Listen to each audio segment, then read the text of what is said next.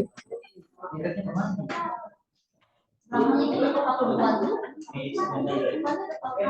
punya siapa?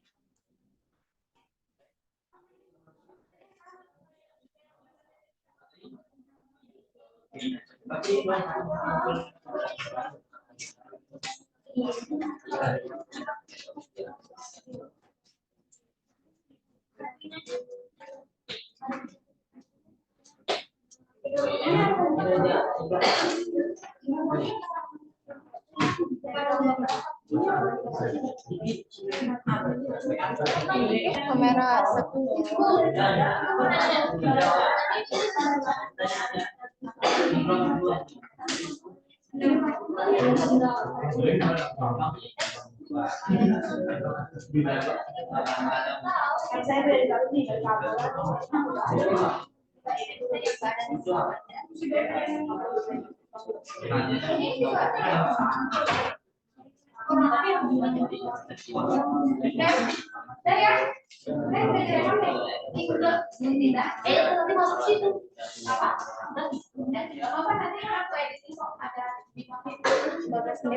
Udah ya, ini udah mau lanjut menit.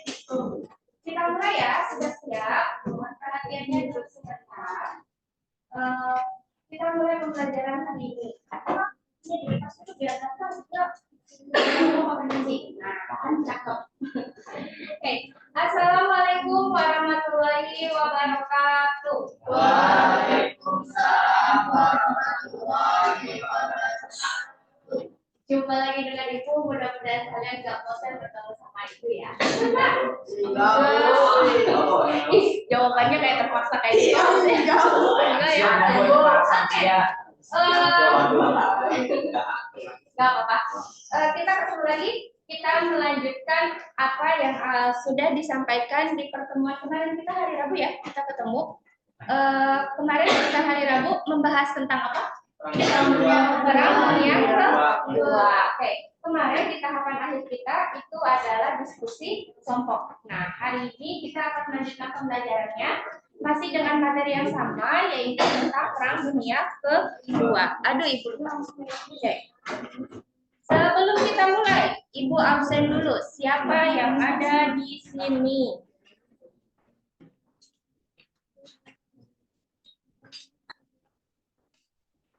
Ahmad Jahidi. Ajak hadir. Akbar. Anak hadir. Elisa hadir. Bagus. Bagus ada nggak? Nih, kemana aja Bagus? Eva Sapitri. Dah, yang lainnya mohon perhatian saya. Dah. Fauzia. Ada nggak? Fauzia? Herul Hakim. Nggak ada. Kenapa Herul? Amsiah. Hana Pertiwi. Hasna Purata. Herawati. Hidayatullah. Dah. Imam. Yahudi. Nggak ada lagi. Banyak bocor. Oh. Jadi apa nih? Ntar konfirmasi lagi begini. Dah. Yang lainnya nanti saya Ibu sebelum kalian presentasi itu pas waktu dulu kalian buat pembuka sama temannya. Ya. Tapi ini Ibu absen dulu. Jia Amelia. Lilis Handayani. Muhammad Faiz. Ada nggak Faiz? Ada Bu, ada. Malik. Rita Iva Aprilia. Kenapa? Alfa juga. Siti Saadia. Siti Safitri. Ya, itu ya. Siti Santina. Surya Pratama. Suwati. Ya. Dia Rahmawati. Ya. Wahid Andayana. Yuliati. Muhammad Dino. Adi. Oke, dah. Mohon perhatiannya sebentar. Nah, saya tahu kalian sangat bersemangat buat presentasi. Cibi sama teman-teman kelompoknya membahas bagian materi. Tapi nanti ada saatnya untuk kalian membahas itu diskusi dulu sebelum kita mulai presentasi. Sebelumnya perhatikan dulu sebentar instruksi step by step yang akan kita lakukan biar kalian nanti tidak bingung ketika akan presentasi. Oke, sebelum mulai kita ada pertanyaan dari Ibu. Kemarin kita membahas tentang Perang Dunia Kedua. Di sini di layar ada pertanyaan. Adakah yang masih ingat negara mana saja yang terlibat dalam Perang Dunia Kedua? Prancis, betul. Jepang, Jerman, terus Inggris, Amerika, Italia, Uni Soviet, Prancis, Tiongkok. Nazi itu bagian dari Jerman. Jadi itu beberapa negara yang terlibat dalam Perang Dunia Kedua. Amerika, Prancis, Inggris, Belgia, Austria, Australia itu nanti satu kubu. Nanti ada juga Jerman, Italia, dan juga Jepang. Oke. Selanjutnya hari ini tujuan pembelajaran kita yaitu mempresentasikan hasil diskusi kelompok mengenai Perang Dunia Kedua dengan penuh tanggung jawab. Berarti presentasinya benar-benar serius ya, tidak sambil bercanda. Terus apa yang akan kita laksanakan? Kegiatan pembelajarannya hanya mempresentasikan sekian masalah, mempresentasikan apa yang sudah kalian cari kemarin di kelompoknya. Presentasi, sebelum presentasi, ini sudah duduk berkelompok kan? Sudah. Nah, silakan kalian tentukan terlebih dahulu siapa yang menjadi moderator, siapa yang menjadi penyaji pertama, kedua, dan ketiga. Nanti setelah presentasi seperti biasa ada sesi tanya jawab. Maksimal 2 karena waktu kita terbatas ya. Maksimal 2 penanya aja ya. Tidak boleh lebih dari 2. Terus apa lagi ya?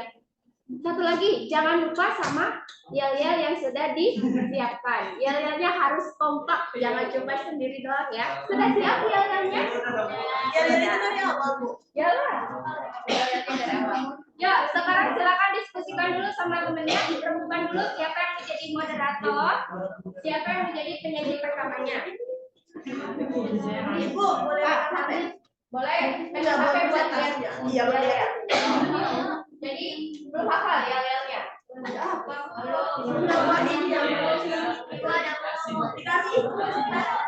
Oh iya, KPD-nya dibalikin. Lupa.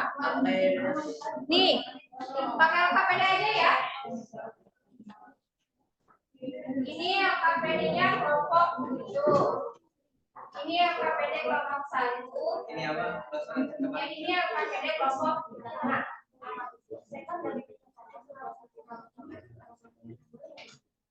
Oh,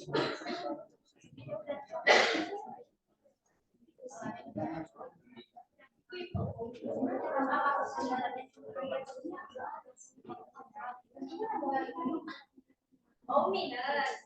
Jadi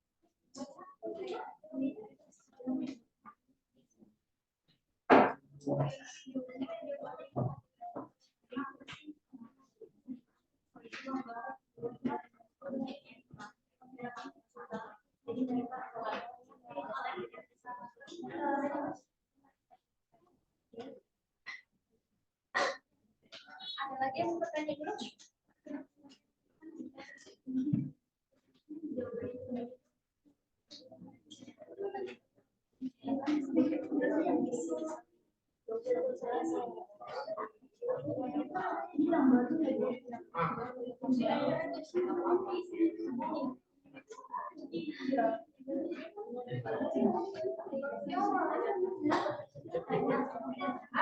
selesai?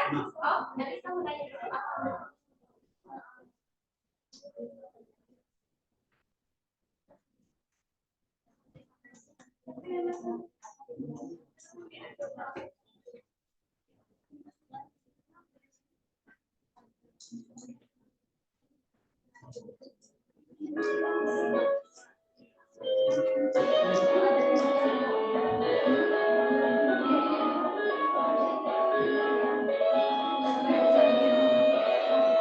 Sudah selesai?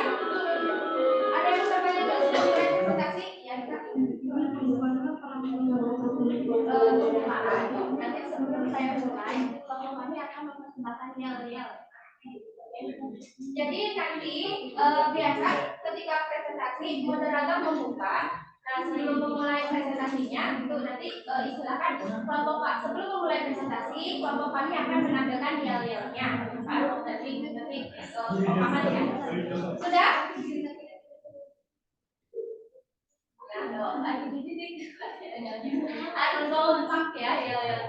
Oke, sudah siap? Seperti biasa, karena ini urutan materinya pembahasannya berurut, jadi nanti kita mulai presentasi dari kelompok 1, kelompok 2, kelompok 3, 4, 5, 6, dan terakhir kelompok 7. Kelompok 1 sudah ready? Siap? Nanti Ibu lihat PPT-nya.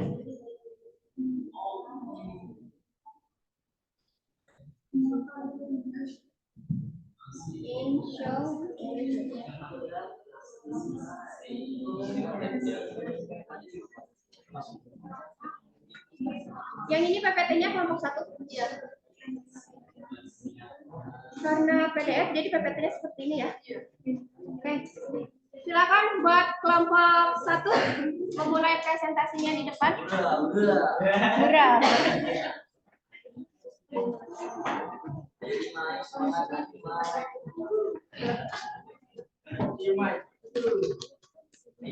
Buat kelompok lain boleh menyimak.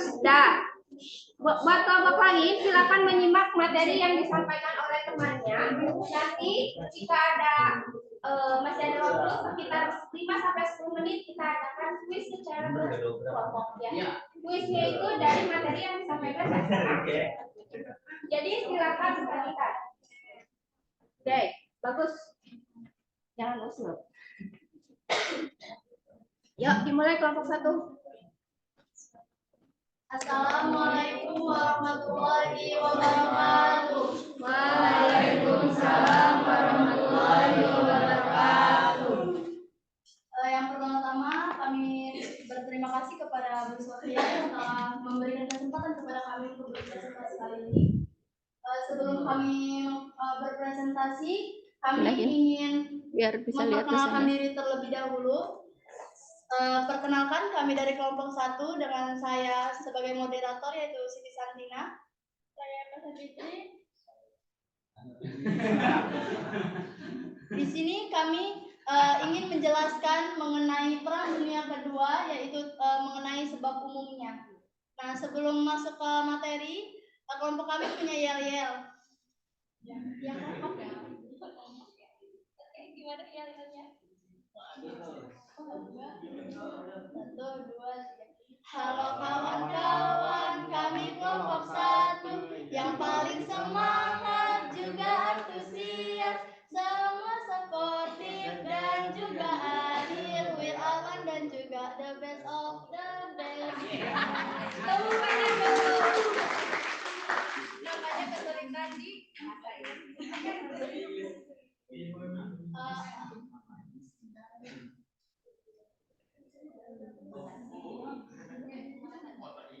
Oke, pembahasan kali ini yang pertama yaitu ada sebab umum Perang Dunia Kedua yang akan dijelaskan oleh Eva Safitri, dan yang kedua ada mengapa sih LBB yang dibentuk pasca Perang Dunia ke-1 ini tidak mampu menciptakan stabilitas politik yang damai di Eropa.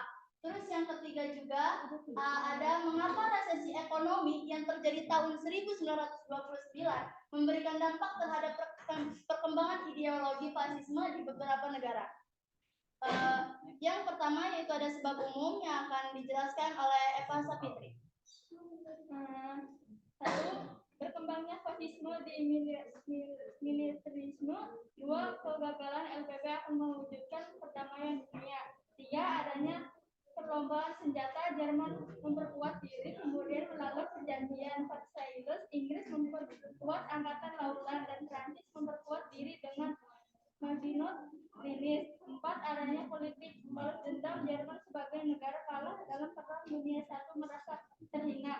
Lima, adanya pertemuan antar negara. Enam, munculnya imperialisme yang baru. Nah, jadi itu sebab-sebab umum kenapa sih Perang Dunia Kedua ini bisa terjadi. Lalu selanjutnya dalam pembahasan kedua ada yaitu mengapa LBB yang dibentuk pada Perang Dunia ke-1 ini tidak mampu menciptakan stabilitas politik yang damai di Eropa. Hal tersebut akan dijelaskan oleh Imam.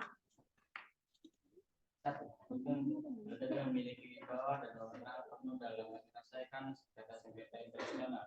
Dua, adanya peraturan yang mengikat dan keanggotaan yang bersifat sukarela menyebabkan negara-negara anggota cenderung enaknya untuk menaati atau menjalankan keputusan LBB. Tiga, ketegasan LBB memberikan sanksi pada negara yang melanggar keputusan. Empat, terjadinya perang dunia kedua. Nah, jadi itu yang pembahasan nomor kedua. Dan yang pembahasan nomor 3 yaitu mengenai mengapa resesi ekonomi yang terjadi tahun 1929 memberikan dampak terhadap perkembangan ideologi fasisme di beberapa negara. Hal tersebut akan dijelaskan oleh Akbar Usmana. 2. Krisis ekonomi yang dialami oleh Amerika Serikat tahun 1929 cukup parah dan berlangsung selama 10 tahun sehingga memberikan dampak tidak hanya untuk Amerika, tetapi berimbas pula pada beberapa negara Eropa, terutama negara yang terlibat besaran dunia krisis. Ini sangat memberatkan krisis ekonomi yang diawali dengan kejatuhan pasar saham yang menyebabkan menurunnya daya beli masyarakat. Menyusutnya investasi gunung sektor industri dan merebaknya pengangguran. Keterpurukan dalam perekonomian ini menjadikan beberapa negara berpikir perlu adanya penyelenggaraan atau pembaruan untuk memperbaiki ekonominya, seperti yang dilakukan oleh Italia dan Jerman. Penguasaan kehidupan perlu diatur sedang penuh oleh satu penguasa demi mencapai kesejahteraan. Jadi itu pembahasan kita kali ini. Jika ada yang ingin ditanyakan, kami buka sesi tanya jawab. Ada yang mau bertanya? Boleh ajukan tangannya yang mau bertanya. Itu izin bertanya, apa itu fasisme? Siapa namanya? Yuli. Yo, dicatat dulu, ditampung aja ya. Tuh, ada lagi nggak? Ada yang mau bertanya lagi? Ada satu lagi. Jelaskan latar belakang munculnya fasisme di Italia. Terus ada lagi? Ada lagi? Enggak. Izin bertanya, mengapa ideologi fasisme bertentangan dengan ideologi Pancasila? Tiga dulu ya, Neng, ditampung. Ada 3 pertanyaannya dari Yulianti. Apa itu fasisme? Dari Lilis. Tadi Latar belakang. yang ketiga dari mana ya? Udah dipahami pertanyaannya? Silakan mau direbukan dulu. Oh ya, jangan lama-lama.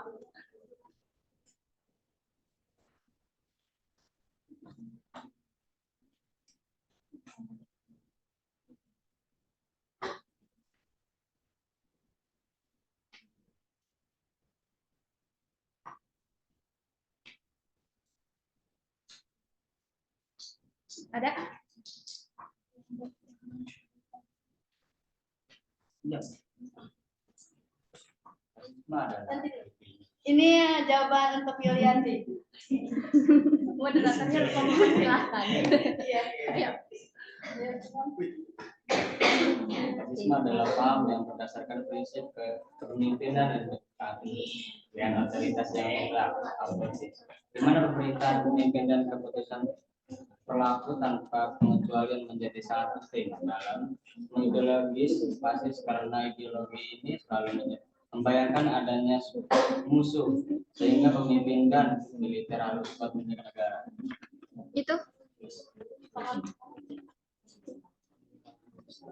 Terus yang kedua, buat pertanyaan dari Lilis, yaitu apa latar belakang munculnya fasisme di Italia? Nah, di PPT itu Bisa. jadi banyak negara yang menganut fasisme, di antaranya ada Italia, Jerman, dan Jepang. Dan itu pun faktor-faktornya sangat berbeda-berbeda setiap negara, faktor kemunculannya. Nah, dan ini ada faktor kemunculan fasisme di Italia yang akan disampaikan oleh Eva. Satu, adanya keinginan Jerman untuk membalas kekalahannya dalam Perang Dunia I. Dua, Republik Weimar karena dianggap tidak dapat mengatasi masalah-masalah negara, terutama ekonomi. Ketiga, perlakuan kasar terhadap Jerman melalui perjanjian Versailles. Empat, ketakutannya besar akan komunisme. Lima, tumbuh nasionalisme dan patriotisme di kalangan pemuda yang tumbuh ideologi dan kampanye propaganda selama masa perang. Terus pertanyaan yang ketiga dari Ana yang akan dijelaskan oleh Akbar Ismana. Paham fasisme bertentangan dengan ideologi Pancasila karena ideologi fasisme yang menetapkan pemimpin atau diktator di atas hukum dan bersifat totalitas yang melarang partai selain partai fasis bertentangan dengan sila-sila Pancasila. Kan tadi ada yang nanya Ana ya? Salah berarti. Nah, jadi itu pembahasan kita kali ini. Sebelum kami tutup presentasi kali ini, ada suatu quotes dari tokoh yaitu almarhum B.J. Habibie, yang mana beliau mengatakan keberhasilan bukanlah milik orang yang pintar, tetapi keberhasilan adalah kepunyaan mereka yang mau berusaha. Mungkin itu saja presentasi dari kelompok kami. Mohon maaf bila terdapat kesalahan-kesalahan. Thank you atas perhatiannya. Terima kasih juga telah mendengarkan. Wabillahi taufiq wal hidayah. Wassalamualaikum warahmatullahi wabarakatuh. Waalaikumsalam.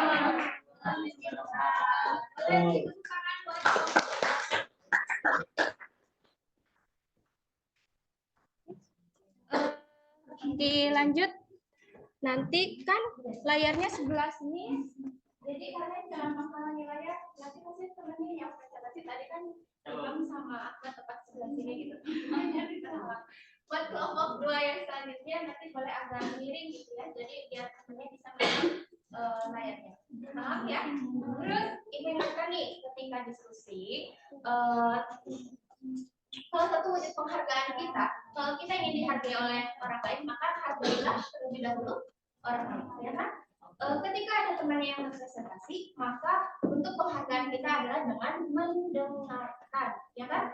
Tadi sudah disampaikan kan, nanti di akhir itu ada kuisnya berkaitan dengan materi yang sudah disampaikan sama teman kelompoknya. Itu kan lumayan ya, walaupun kuisnya hanya nanti ada sekitar 5 soal, nanti itu bisa menjadi tambahan nilai buat kalian, ya. Jadi buat nanti silakan kalian dengarkan, terus perhatikan presentasi dari teman-teman, ya. Oke, kita lanjut buat kelompok 2. Silakan buat kelompok 2 mau presennya Kak.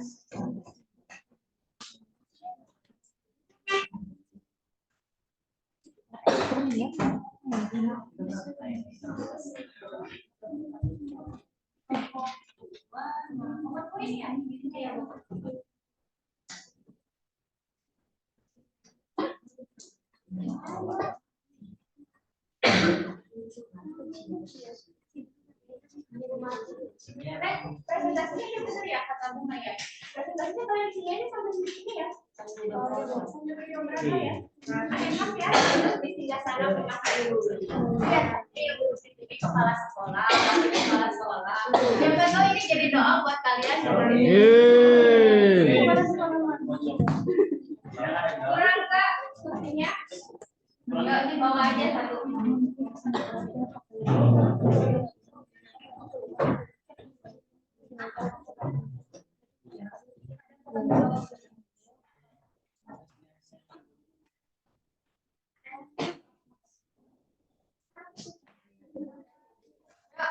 Assalamualaikum warahmatullahi wabarakatuh. Waalaikumsalam warahmatullahi wabarakatuh. Alhamdulillahirrabbilalamin. Assalatu wassalamu ala asrofil anbiya'i wal mursalin wa ala alihi wa sahbihi ajmain, amma ba'du. Kami di sini akan mempresentasikan hasil diskusi kami, yaitu sebab khusus dalam Perang Dunia II. Sebelumnya izinkan kami perkenalkan diri. Perkenalkan, nama saya Yulianti. Nama saya Asma Purataini. Nama saya Herawati. Nama saya Ahmad Jadidi. Saya Dito. Sebelum mulai, kami akan yel-yel dulu yang akan dipimpin oleh Ahmad sama Dito.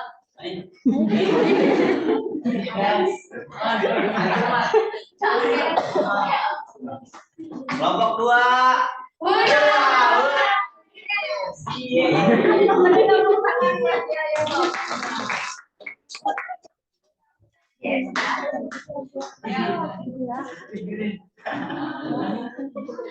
Di sini ada pertanyaan. Mengapa Jerman menyambut kembali keinginan Italia untuk bergabung dalam aliansinya, padahal Italia pernah berkhianat dari Jerman di Perang Dunia I? Akan dijawab oleh Hasna. Di sini ada pertanyaan, mengapa Jerman menyambut kembali Italia, padahal Italia pernah berkhianat dari Jerman pada Perang Dunia Pertama. Jadi, Mussolini itu adalah tokoh fasis Italia dan Hitler adalah pemimpin Jerman. Mereka berdua itu menganut paham yang sama, yakni fasisme. Seperti yang sudah dijelaskan tadi sebelumnya di kelompok 1, fasisme adalah paham yang berdasarkan prinsip kepemimpinan dengan otoritas yang mutlak.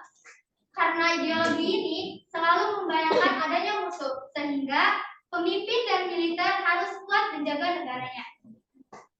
Ideologi itu kemudian membuat Mussolini dan Hitler menjalin persahabatan dan membuat Jerman kembali menerima Italia dan saling mendukung dalam melawan blok sekutu.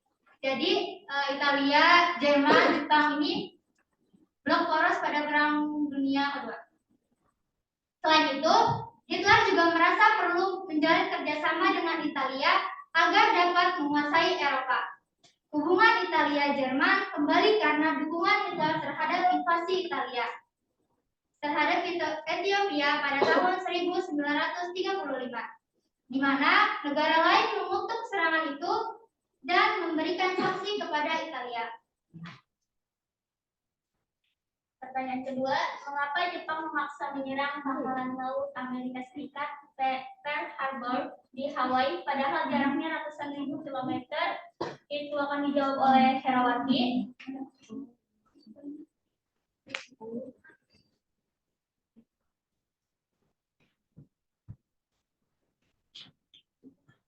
Jadi pertanyaan itu kan, mengapa Jepang memaksa menyerang pangkalan laut Amerika Serikat Pearl Harbor di Hawaii, padahal jaraknya ratusan ribu kilometer?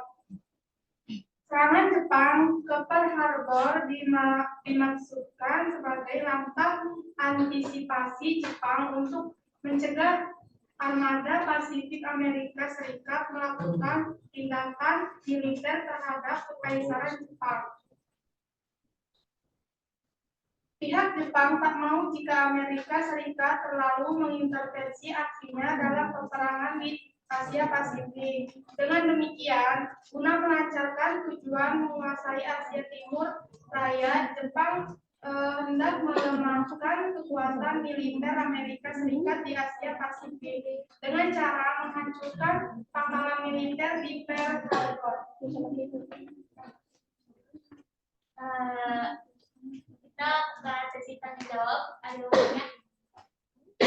Apa alasan Amerika melarang ekspor besi, baja, dan minyak ke Jepang? Jelaskan alasan Italia menyerang Ethiopia.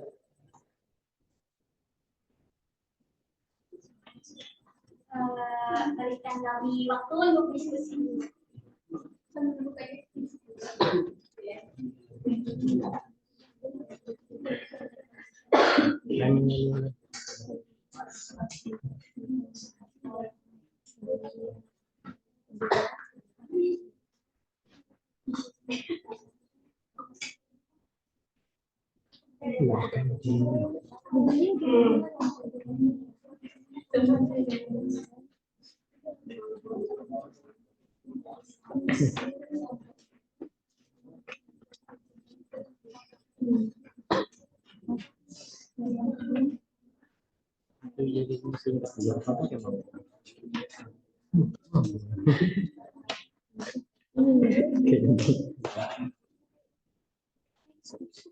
Pertanyaan dari dia akan dijawab oleh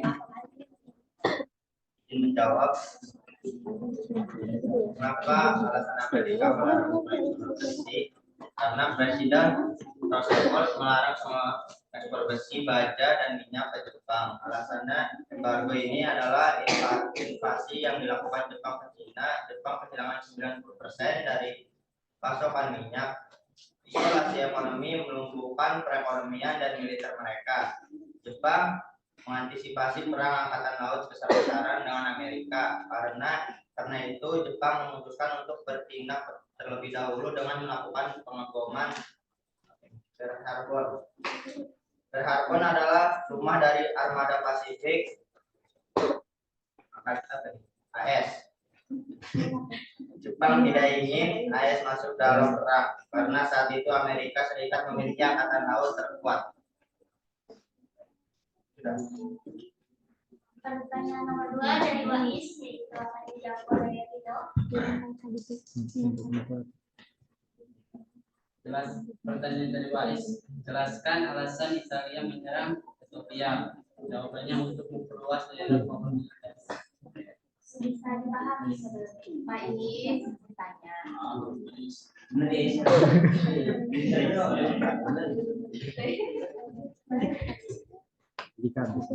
Sebelum kami tutup, di sini ada quotes dari tokoh Perang Dunia II, yaitu orang yang tidak memiliki rasa sejarah adalah seperti orang yang tidak memiliki telinga atau mata.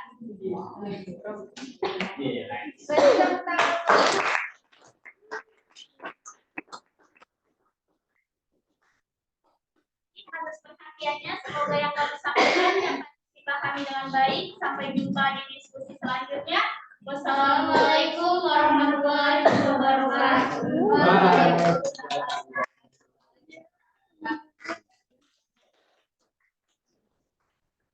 Jadi kalau biar enak, kalau kalian tidak berbicara, bisa saja nanti giliran pas berbicara kalian berdiri biar oke. Ya tadi quotesnya bagus. Orang yang tidak memiliki rasa sejarah adalah orang yang tidak memiliki telinga dan mata. Maka kita harus menguasai setiap sejarah dari hidup kita. Ya, kita lanjut ke kelompok selanjutnya, kelompok 3. Siapa saja kelompok 3? Yang kelompok 3 sudah pasti. Kemarin kirimnya PDF. Apa itu Mas?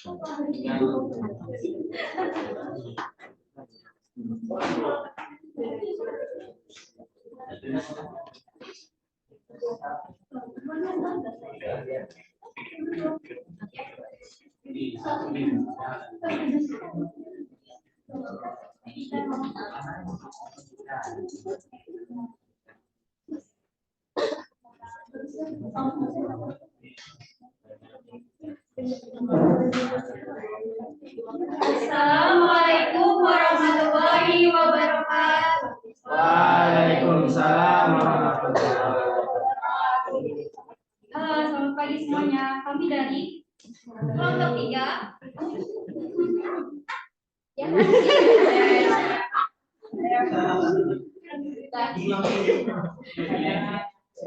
Alhamdulillah pada pagi hari yang cerah ini kita masih bisa berkumpul dan melakukan presentasi di ruangan yang insya Allah diberkahi oleh Allah.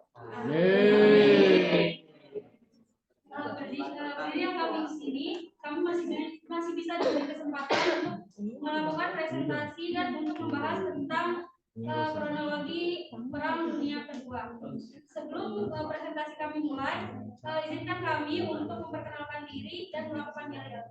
Perkenalkan, saya Rika Rahmawati sebagai moderator dan di sampingnya ada rekan-rekan saya akan sebagai penyaji materi. Perkenalkan nama saya Siti Sastri. Perkenalkan nama saya Lili Handayani.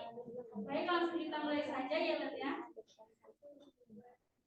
WIB, coba cek kelompok 3. Orangnya kece-kece, masih tetap santun. Kelompok 3,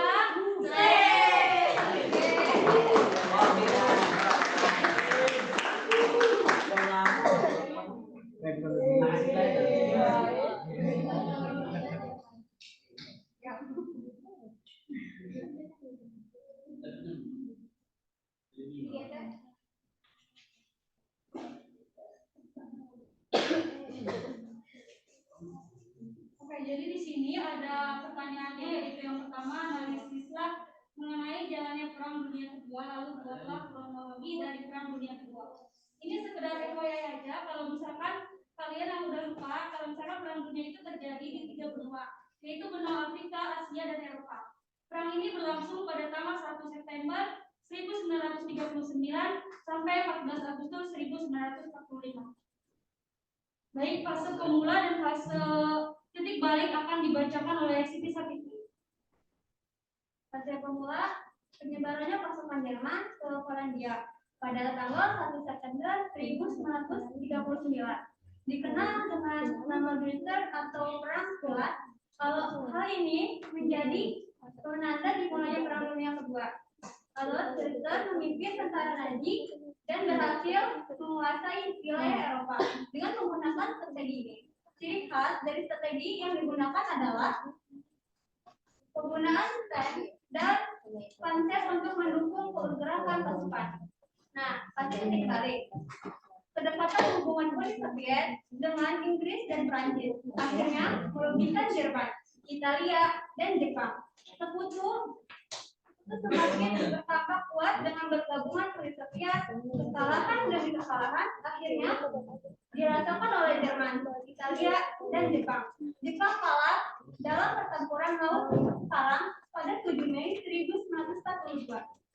Jerman kalah dengan pertempuran di El Alamein dekat Alexandria.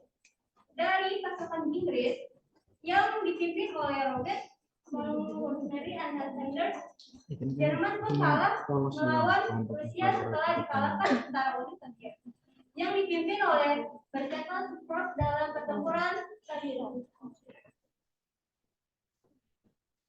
Baik, selanjutnya fase akhir yang akan dibacakan, yang akan disajikan oleh Lili Handayani.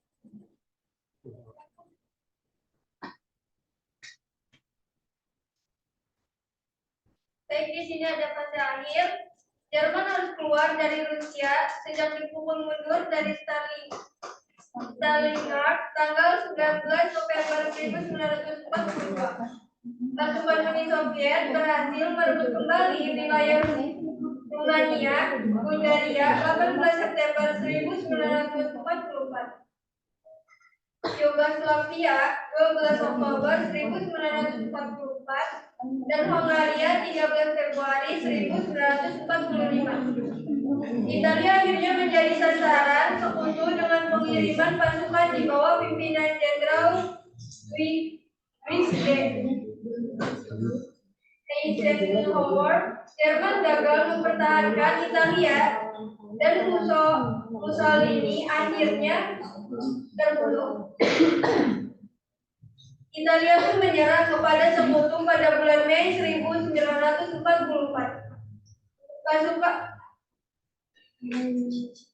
Pasukan Eisenhower dan pasukan Montgomery menyerbu Normandia pada 6 Juni 1944. Prancis pun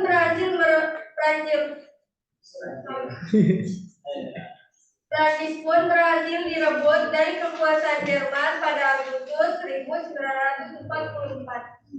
Sekutu menyerbu Jerman menuju Berlin, sedangkan pasukan Zhukov menyerbu Berlin dari sebelah timur. Laksamana meminta menyerah tanpa syarat pada 8 Mei 1945. Jerman akhirnya bersedia menandatangani perjanjian perdamaian di Potsdam pada 2 Agustus 1945. Sekutu terus melancarkan aksinya dengan berhasilnya pasukan Amerika Serikat mengalahkan Daegu Jepang. Amerika Serikat akhirnya menjatuhkan bom atom di atas kota Hiroshima dan Nagasaki. Jepang pun ditaklukkan dan menyerah tanpa syarat kepada sekutu pada 14 Agustus 1945. Jepang bersedia menandatangani perjanjian di atas kapal perang USS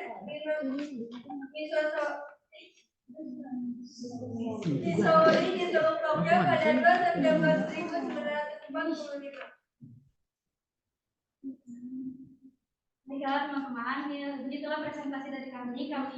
Selanjutnya kami buka sesi tanya jawab. Ingin bertanya? Ya silakan. Mengapa Amerika Serikat terlibat dalam Perang Dunia II? Izinkan kami lobby 30 detik.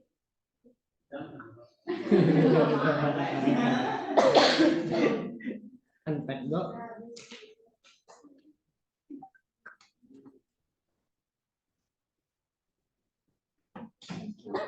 Ini gimana coba?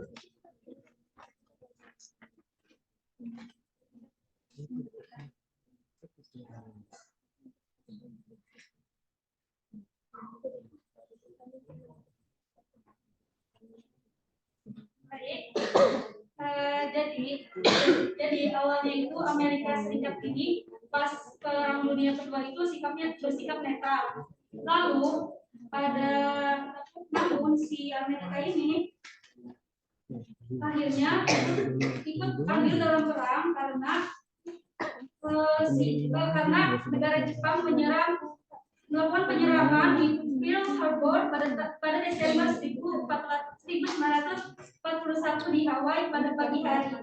Nah, hal itu setelah adanya kegagalan dalam negosiasi dengan Jepang untuk masalah ekspansi kekuasaan. Amerika Serikat bergabung dengan sekutu melawan kekuatan poros Jerman, Italia, dan Jepang dalam Perang Dunia Kedua, bukan untuk menyelamatkan kaum Yahudi yang menjadi korban rezim Nazi.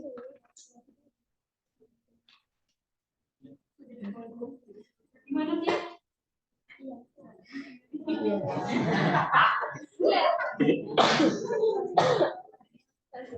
Yang nanyanya Tia, boleh nanya. Begitulah sesi presentasi. Ada yang bertanya katanya. Apa? Yang bertanya negara apa saja yang terlibat dalam perjanjian Potsdam? Ada lagi satu pertanyaan. Anak ya. Tidak sama anak.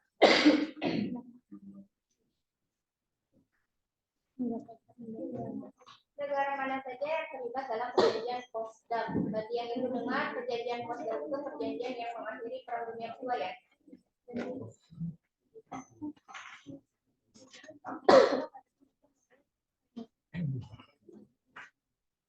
Coba lihat dari tadi tuh pembahasannya. Ya, fase akhir.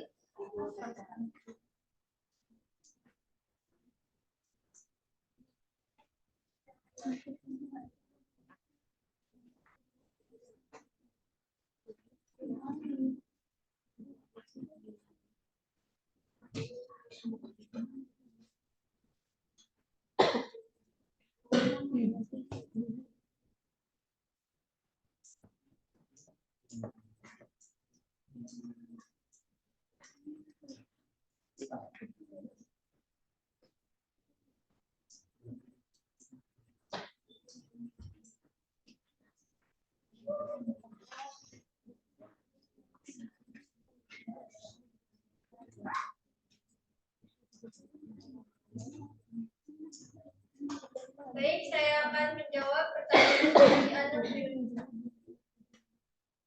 Jadi jawabannya itu Britania Raya, Amerika Serikat, Uni Republik Sosialis.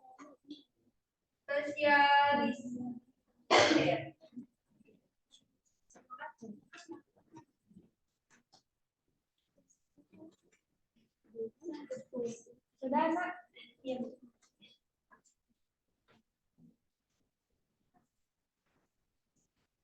Itulah sesi presentasi dan diskusi kami pada hari ini.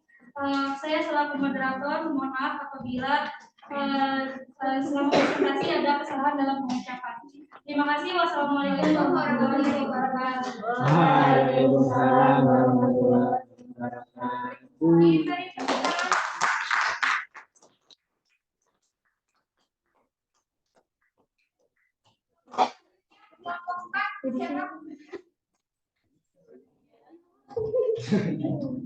Kelompok 4 kemarin dirinya cadet ya?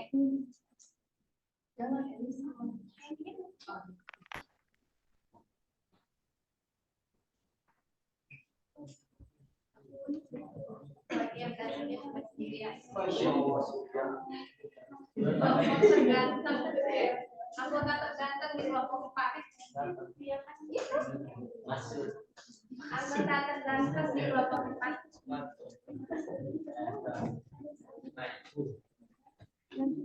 Laki-lakinya yang masuk siapa? Dia doang kan?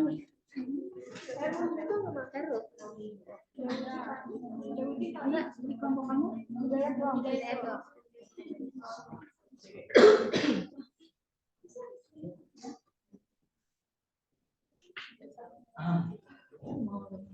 Assalamualaikum warahmatullahi wabarakatuh. Waalaikumsalam warahmatullahi wabarakatuh. Sebelumnya kami dari kelompok 4 akan melanjutkan nyala terlebih dahulu. Yang akan dikomandangkan oleh saya. Saya siapa? Siap siaga? Siap.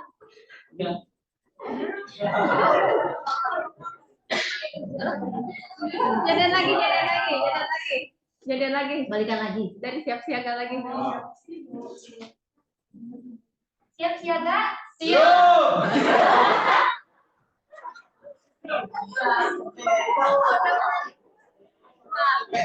Sangat bersemangat, yuk. Siapa kita? Siswa Satu Seram. Siapa kita? Siswa Satu Seram. Dari kelompok berapa kan kita? 4. Mana dia? Ini dia. Mana dia? Ini dia. Mana dia? Ini dia. Tunjukkan aksimu.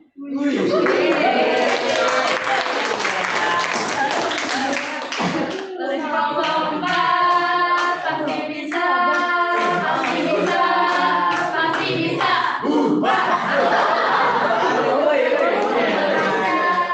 Berbelajar dan berkreasi. Sejarah peminatan kelompok 4 pasti bisa.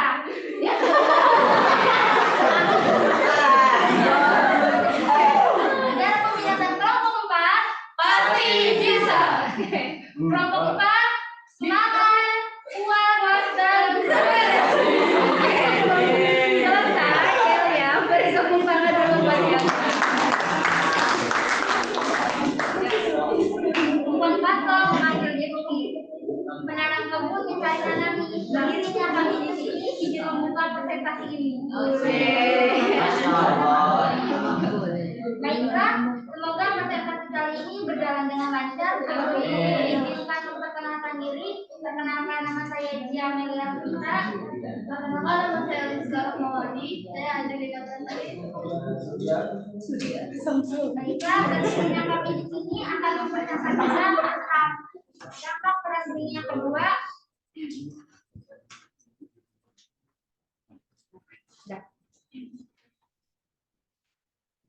Adapun yang pertama yaitu mengapa Jerman mengalami kekalahannya kedua kalinya dalam Perang Dunia Kedua akan disajikan oleh Rizka Rahmawati, Angelina Pratiwi, dan dilanjut oleh Surya Pratama.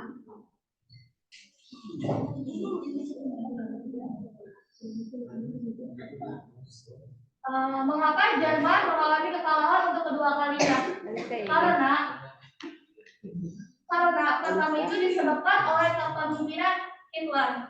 Kenapa sih kok bisa disebabkan sama kepemimpinan Hitler? Karena pada saat itu Adolf Hitler seorang pemimpin yang dijuluki dengan tipe pengadu domba. Kenapa bisa disebut dengan tipe pengadu domba? Karena Adolf Hitler diktator yang meyakini dirinya sudah memiliki wahyu ilahi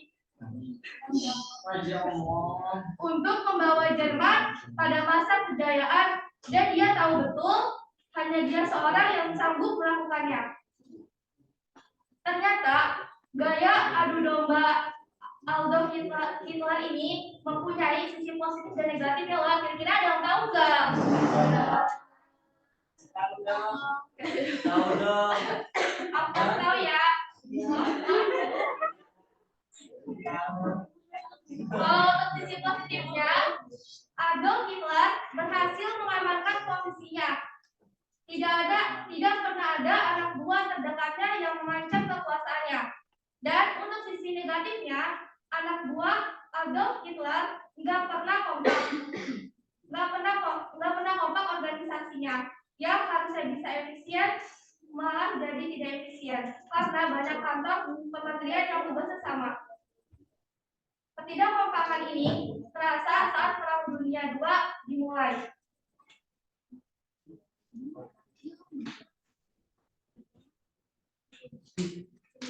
Nah, dilanjut, adapun strateginya yang akan dijadikan oleh agen di dalam saat ini. Dilanjutin ya. Strategi.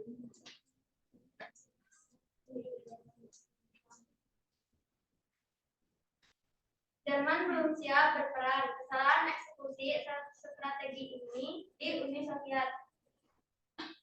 Strategi dadakan untuk merebut Prancis sukses besar dan berujung pada menyerahnya Prancis di bulan Juni 1940.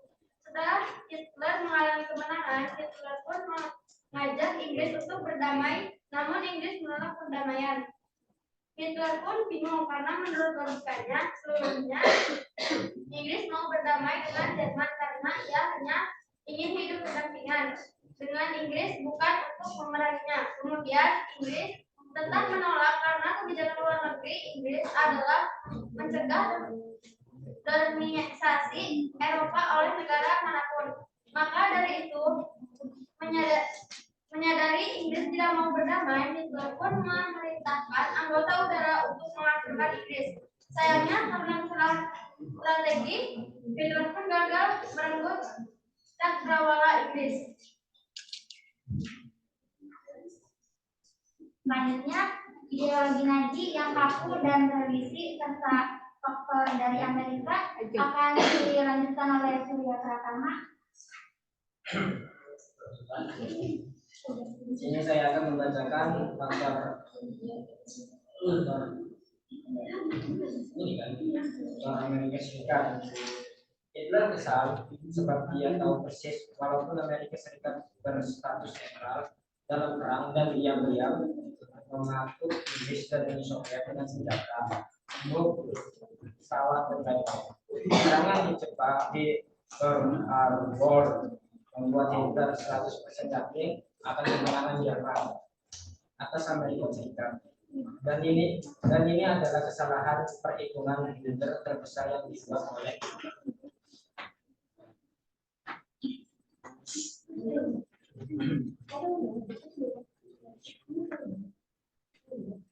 Nah, adapun yang kedua yaitu dampak perjanjian Potsdam bagi Jerman yang akan dibacakan oleh Argentina Kartini dan dilanjutkan oleh Surya Pratama.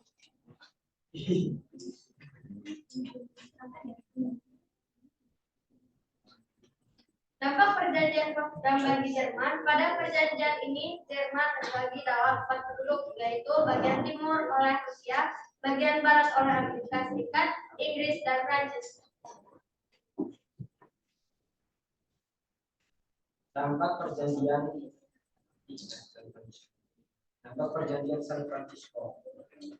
Perjanjian ini menyatakan bahwa kepulauan Jepang di bawahan Amerika Serikat Kedua, kepulauan Habib dan diserahkan kepada Rusia, sedangkan Turkiya dan Taiwan diberikan kepada Tiongkok.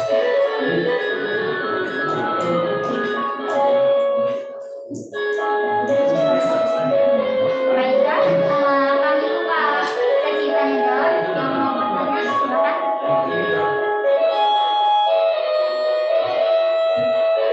Jadi pada intinya, apa saja penyebab kekalahan Jerman pada Perang Dunia Kedua? Ada lagi? Sampinah ya? Ada lagi? Ada lagi nggak? Satu dulu aja, sambil nunggu yang lain, sambil menunggu kalian diskusi. Nanti yang lain boleh ada yang belum dipahami, silakan bertanya. Berikan kami waktu untuk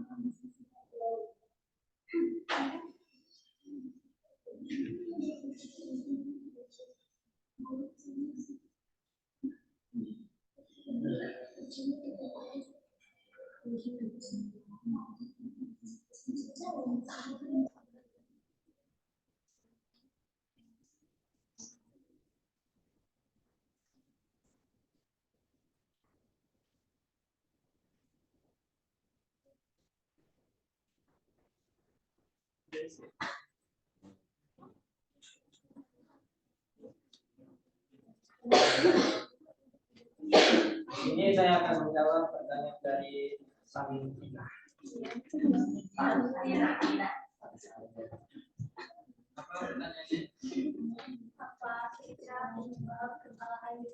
Penyebab kekalahan Jerman, kepemimpinan Adolf Hitler yang diktator dan senang menghasut.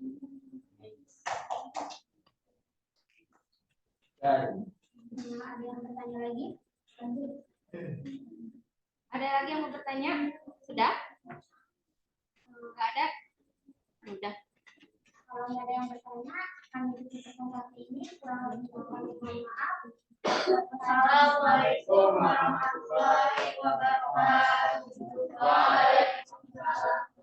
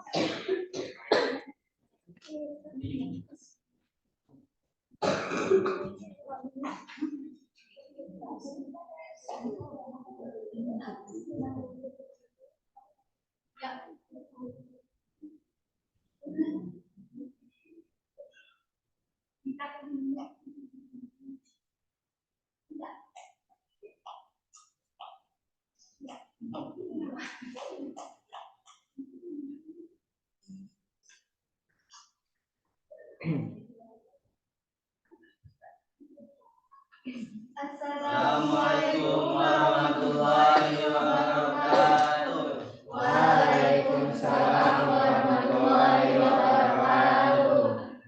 Kami dari kelompok 5, sebelumnya izin memperkenalkan diri dulu. Saya Siti Sadia sebagai moderator. Saya Muhammad Malik Bahkan. Sebelum kami mulai presentasi kali ini, izinkan kelompok kami menyampaikan yel-yel kami. Siapa kita? Kelompok 5 berani Disiplin, jaya, yes yes yes.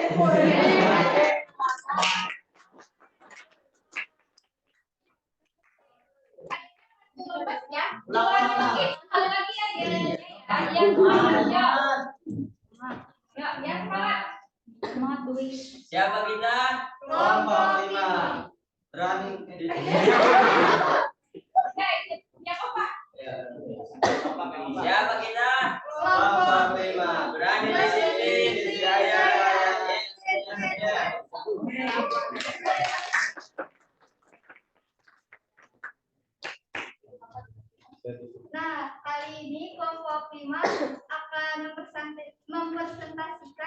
tentang dampak Perang Dunia II dalam bidang ekonomi dan sosial. Pembahasan yang pertama akan disampaikan oleh Malik Fatan tentang dampak Perang Dunia II di bidang ekonomi. Dampak Perang Dunia dalam bidang ekonomi. Yang pertama, kondisi ekonomi dunia mengalami kekacauan disebabkan oleh beberapa hal seperti hancurnya sarana prasarana penunjang ekonomi dan biaya untuk keperluan perang. Yang kedua, pasca Perang Dunia II berkembangnya sistem perekonomian liberal, komando, dan campuran. Yang ketiga, banyak negara yang berangkut yang bangkrut akibat perang, kecuali Amerika Serikat. Negara ini muncul sebagai penanam modal dengan berbagai programnya, seperti Marshall Plan, Truman Doctrine, Colombo Plan, dan Point for Truman.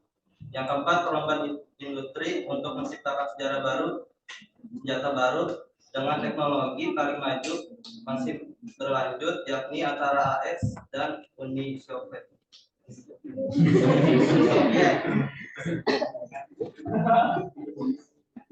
Yang pembahasan kedua akan disampaikan oleh Dwi Andini tentang dampak Perang Dunia di bidang sosial.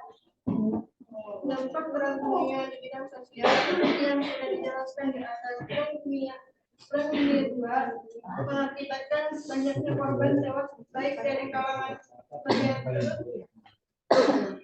maupun warga sipil. Akibat banyaknya korban sipil kemudian memunculkan istilah lulus generation. Banyak anak yang tidak memiliki orang tua dan banyak juga kebudayaan dunia yang lenyap akibat peperangan. Juga menyebabkan kemiskinan, kelaparan, dan wabah penyakit tumbuh di mana-mana. Serta ilmu pengetahuan dan teknologi berkembang pesat seiring dengan upaya pertahanan diri. Sebelum kami tutup presentasi kali ini, kami buka sesi tanya jawab. Silakan yang ingin bertanya. Apa itu Marshall Plan? Ada lagi? Apa itu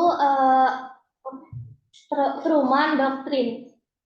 Izinkan kelompok kami berdiskusi terlebih dahulu.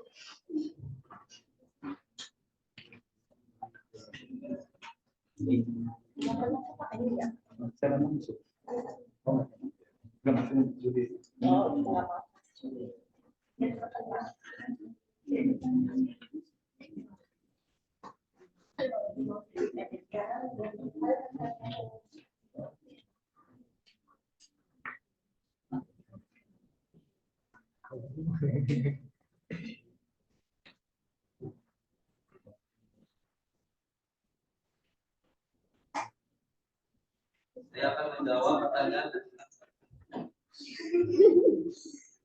Baiklah, pertanyaan yang pertama akan dijawab oleh Malik Fatan. Saya akan menjawab pertanyaan dari Rizka. Apa itu Truman Doctrine? Truman Doctrine adalah kebijakan yang ditetapkan oleh Presiden Amerika Serikat Harry S. Truman pada tanggal 12 Maret 1947 yang menyatakan bahwa Amerika Serikat akan mendukung Yunani dan Turki dengan bantuan ekonomi dan militer untuk mencegah mereka jatuh ke dalam lingkup Soviet. Gimana, Surya? Edison.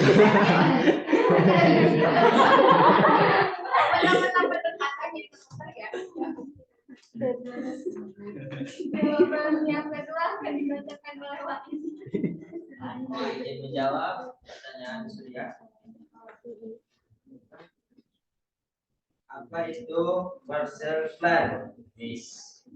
Marshall Plan program ekonomi skala besar pada membangun skala besar pada tahun 1947 sampai 1951 oleh Amerika Serikat yang bertujuan membangun kembali kekuatan ekonomi negara-negara di Eropa setelah Perang Dunia II usai. Betul tidak? Betul. Nah, Sekian dari kelompok kami. Sebelum kami tutup, perwakilan dari kelompok 5 akan menyampaikan quotes-nya.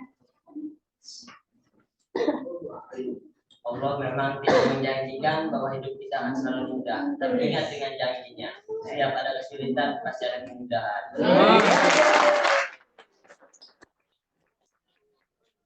Masya Allah. Sekian dari kelompok kami. Kurang lebihnya mohon maaf. Wassalamualaikum warahmatullahi wabarakatuh. Waalaikumsalam warahmatullahi wabarakatuh. Ya, kelompok selanjutnya dua lagi, Mas.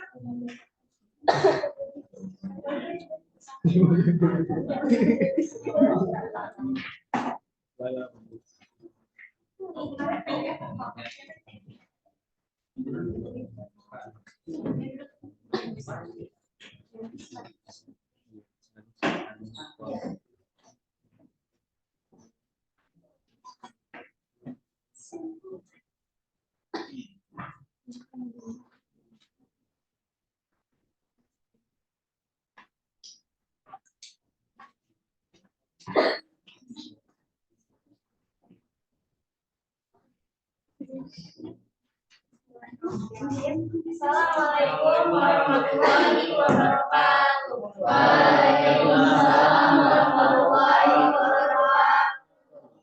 Selamat pagi semuanya. Pada kesempatan kali ini, kami selaku kelompok 6 akan mempresentasikan hasil analisis kami mengenai dampak Perang Dunia Kedua pada bidang politik. Sebelum kami mulai presentasinya, kita ada yang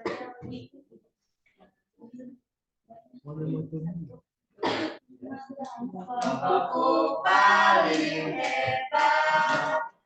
Suka kita. Kelompokku nomor satu. Kelompok menang mainnya. izin memperkenalkan diri. Kelompok kami terdiri atas 4 anggota dan satu lagi tidak hadir karena sedang berhalangan. Ya, kelompok kami ini beranggotakan saya sendiri, anak Indonesia, saya Tiara Rahmawati. Dan saya Di sini kami ada pertanyaan. Analisislah dampak Perang Dunia II adalah bidang politik yang akan disajikan oleh Tiara Rahmawati dan Swati. Baik, izin menjelaskan.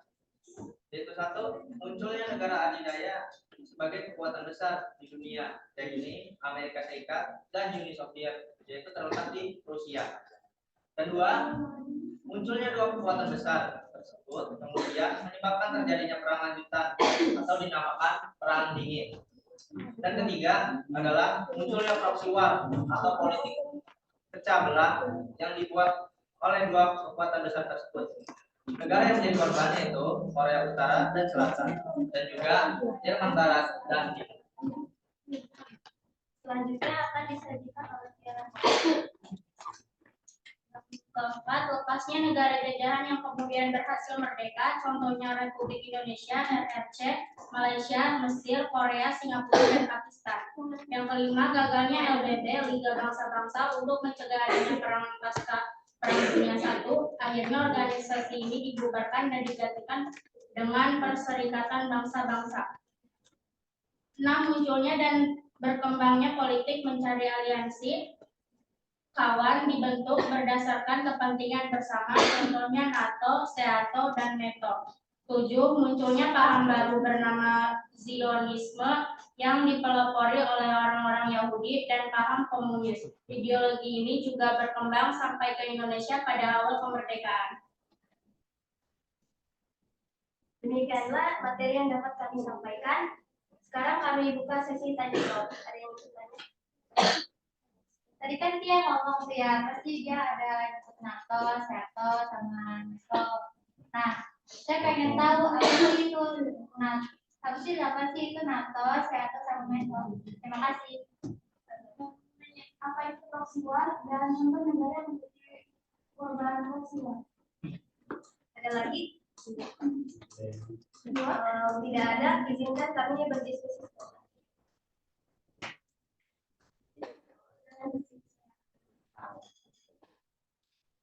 ada dua ya. Apa itu NATO, NATO sama SEATO. Terus satu lagi dari Promosi-1.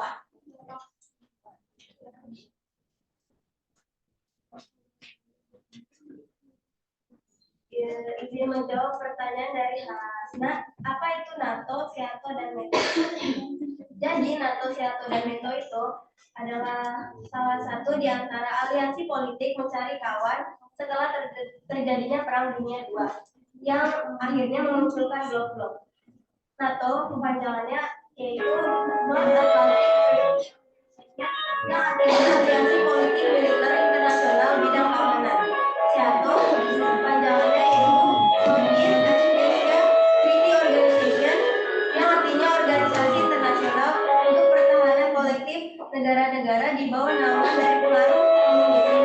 NATO yang kepanjangannya Middle Eastern Treaty Organization yang artinya organisasi aliansi militer antar banyak negara yang bertujuan untuk keamanan bersama.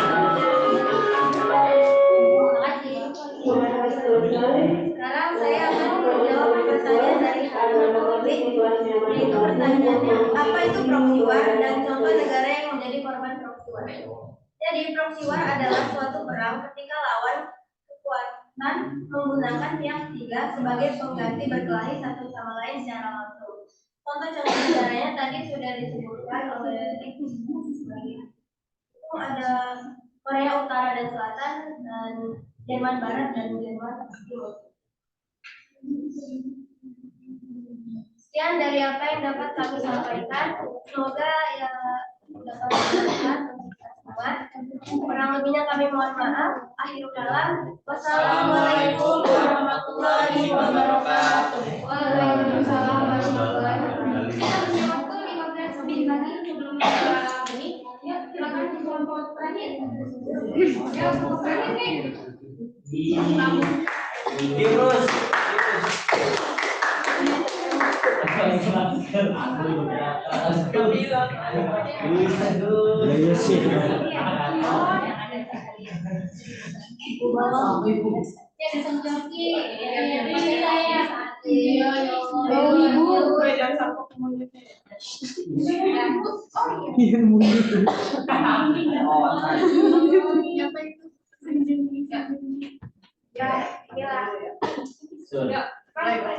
Jalan-jalan ke Jakarta. Asik. Berkunjunglah ke kota tua. Hitung 1, 2, 3. Presentasi segera kita buka. Assalamualaikum warahmatullahi wabarakatuh. Waalaikumsalam warahmatullahi wabarakatuh.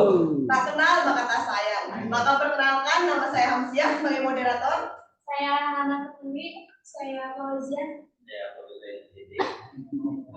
Sebelum kita mulai presentasinya, kita akan yel-yel dulu. Yuk, semuanya. 1, 2, 3. Mana di mana kelompok paling keren? Kelompok paling keren ada di kelompok 7. Kelompok 7 is the best.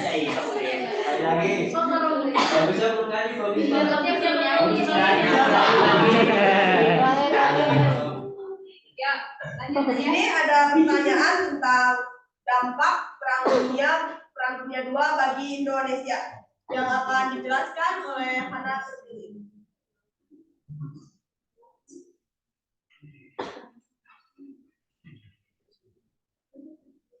Indonesia menjadi jajahan Jepang sejak 12 Februari 1942 dengan menyerahnya pasukan KNIL.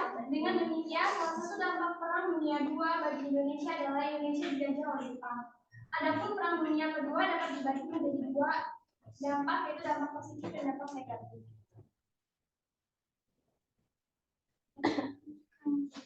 Untuk dampak positifnya akan dibacakan oleh Fauzia.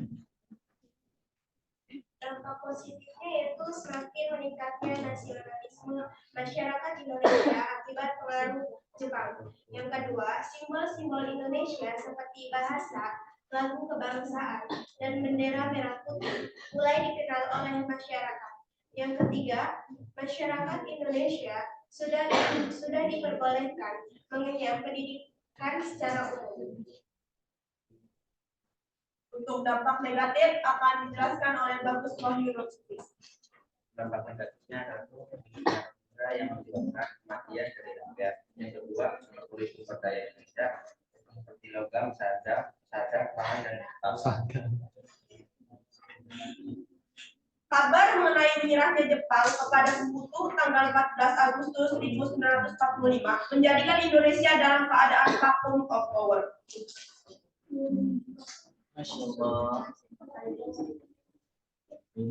Baik, kita buka sesi tanya jawab, bukan sesi curhatan, jadi nggak usah panjang-lebar. Ingat, Allah saja yang bermudah, saya yang bersulit. Masya Allah. Ada yang mau bertanya?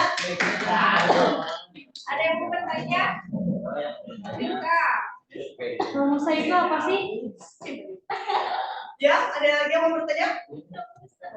Kemarin dari bahan ajar yang dibagikan oleh Bu Sofia, pada bahasan dampak Perang Dunia bagi Indonesia dituliskan bahwa menyerahnya Jepang dalam Perang Dunia II menjadikan keadaan di Indonesia berada pada masa vacuum of power. Nah, vacuum of power itu apa?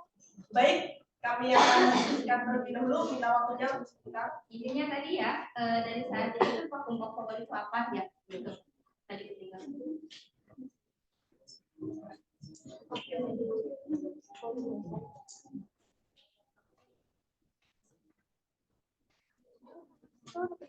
Baik, kami akan menjawab pertanyaan dari Rika. Apa itu rusak? Akan dijawab oleh Bagus Wahyudin.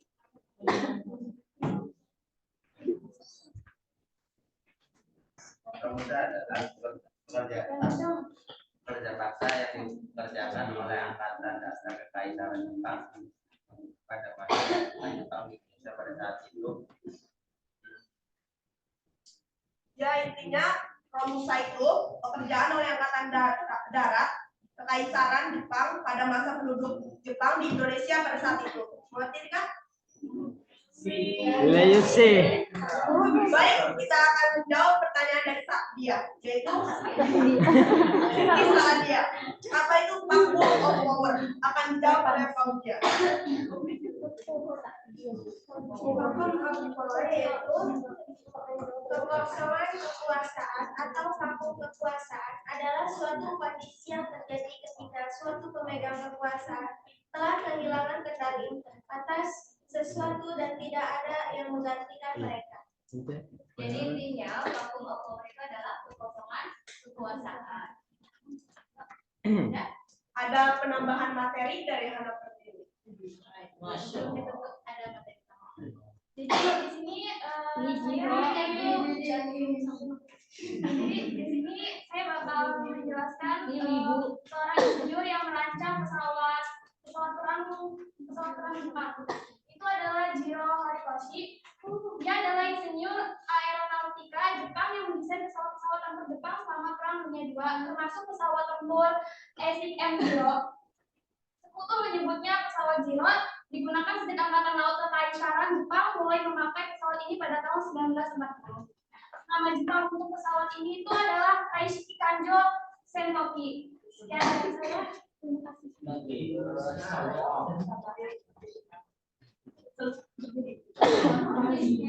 Selesai sudah presentasi kami hari ini. Seperti kau dan dia yang selesai kalau pernah dimulai.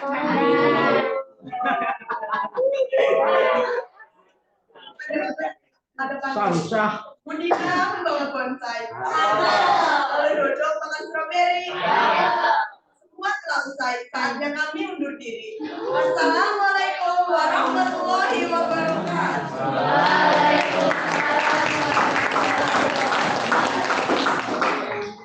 Ya, waktu kita tinggal berapa menit ya? 3 menit lagi sebelum kita persiapan untuk sholat Jumat ya.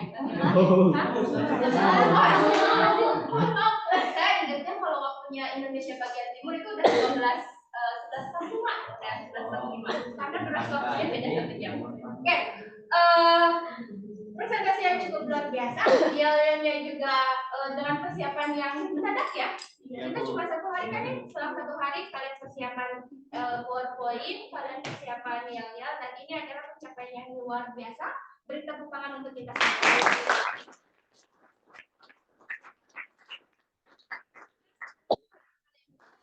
Hari ini, semoga untuk kedepannya kita akan jauh lebih baik lagi. Dan ternyata kalian itu luar biasa yang bikin power-powernya kreatif semua. Ya, untuk mengefisienkan waktu, kita langsung saja ya. Tadi kita sudah presentasi. Tahap selanjutnya kita akan mengevaluasi proses pembelajaran. Nah, tadi sudah disampaikan kan? Izin nama telepon. Oh, iya. Oh iya.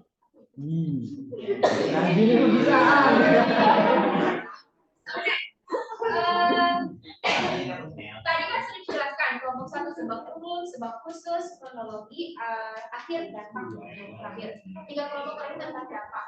Nah, kira-kira dari apa yang disampaikan, ada yang mau menyimpulkan apa sih yang kalian dapatkan dari tadi presentasi? Aliska? Kesimpulannya itu kalau sebab umum munculnya fasisme dan kegagalan LBB. Kalau sebab khusus itu penyerangan Jepang ke Pearl Harbor.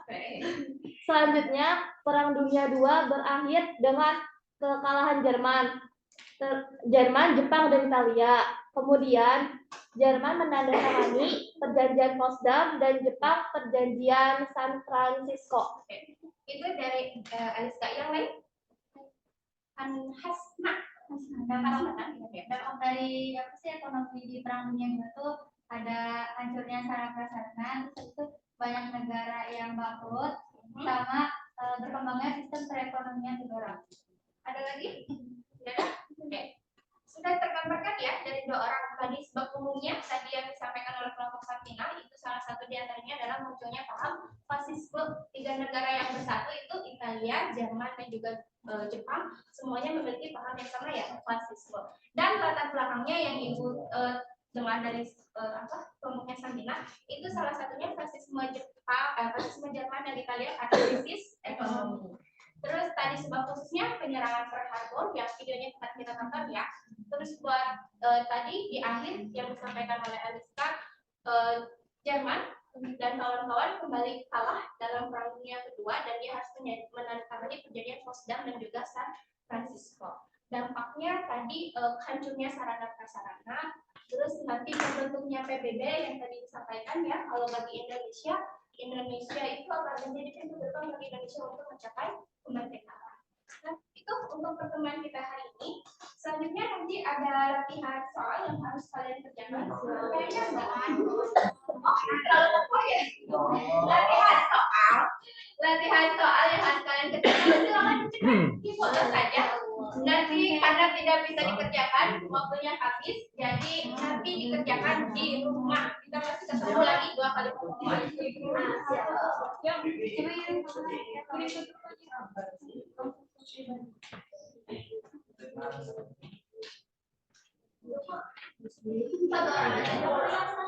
Kelihatan kalau mau oke.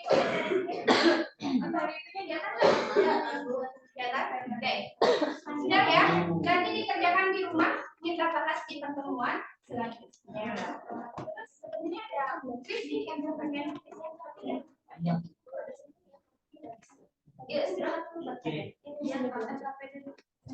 LKPD-nya dikumpulkan. Sama ininya juga nggak, Bu? Ya, dikumpulkan. Semuanya dikumpulkan ya. Ya, Bapak. Ya, sudah selesai, berusaha. Sudah, Pak. Ah, baik. Ya, bagus ya. Bagus sekali. Nanti videonya di-upload ya di LMS. Ya, Pak. Kemudian kekurangan-kekurangan yang ada itu nanti diperbaiki. Nah, ini pertemuan kedua ya? Ya, Pak, pertemuan kedua. Oh iya, ya.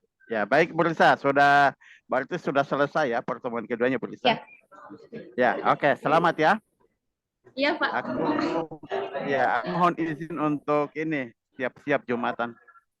Oh iya, Pak, siap, Pak, siap. Terima kasih, Pak. Ya, oke, ya sama, yuk. Ya, assalamualaikum. Ya, Pak Idris.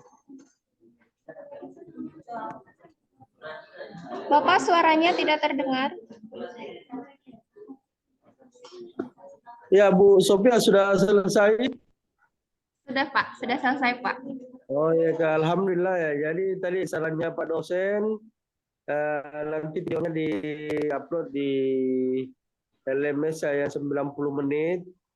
Kemudian ya catatan-catatan terkait proses pelaksanaan, Ibu Sophia perbaiki, pastinya perbaiki. Nanti kita evaluasinya di LMS ya. Iya. Ya Pak. Ya, Ya, Bu siap Sophia Pak. sukses ya. Ya, Ya, mohon terima izin kasih, karena Pak. mau persiapan Ya, Jumatan. salat Jumat ini. Ya, Oke, Pak, ya, terima Pak. kasih Bu Sophia. Sama-sama, Pak. Ya, Assalamualaikum warahmatullahi wabarakatuh. Waalaikumsalam Izin ya, Bu warahmatullahi Sophia ya. wabarakatuh. Iya, Pak. Oke.